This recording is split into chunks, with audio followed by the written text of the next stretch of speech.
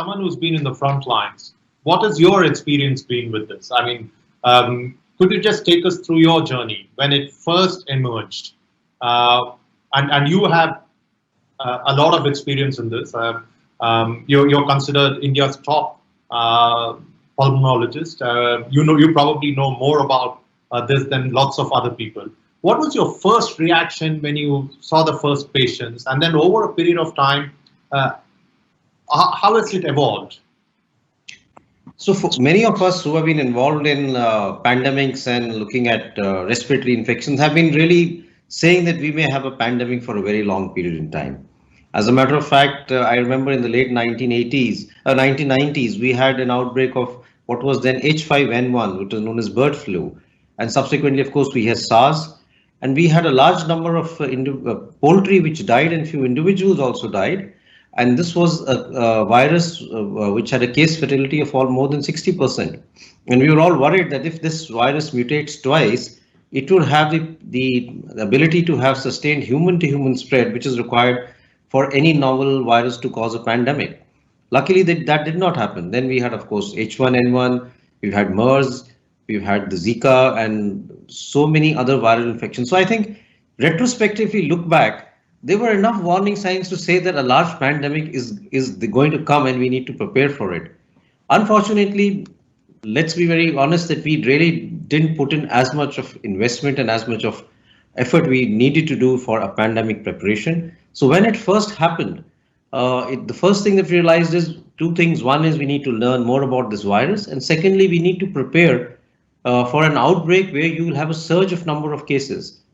So a lot of effort went into really training manpower, a lot of academic activities in terms of understanding about this virus, protecting healthcare workers. We did a lot of workshops, morning, evening, to how do you don and doff a PPE, how do you protect yourself? Because when you're talking of healthcare workers, you're not only talking of residents or doctors or the faculty, you're talking of the nursing officers, the technicians. A lot of them will also go into the COVID area, and you can't have them having an infection. So when you're teaching people infection control, it has to be right down to the sanitation worker, because he's also involved in running that hospital in the COVID area. Similarly, you have to have dedicated areas. We can't have a mixing of patients of COVID and non-COVID.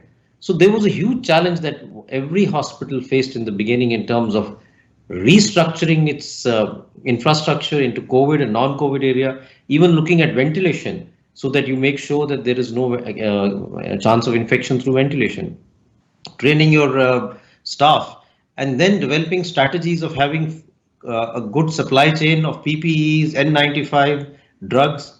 I remember in India in the early days, there was a huge issue of shortage of PPEs. And then we did a project, we started a little bit of a project which we've published, where we tried to look at, can you recycle PPEs? So if you have a PPE which is being used and if it's not torn, can you really get it recycled and can it be used again? We felt it would also decrease the increase in plastics which has happened globally as a sort of fallout of the pandemic. So there were a lot of challenges that we went through each phase as this pandemic evolved. And like you said, treatment strategies were being developed. Every week you would find the protocol would change to some extent in terms of managing mild, moderate and severe cases. What would you do? What is the new thing that has come out? Would you try this new strategy? What is the evidence? So it's been a huge learning curve.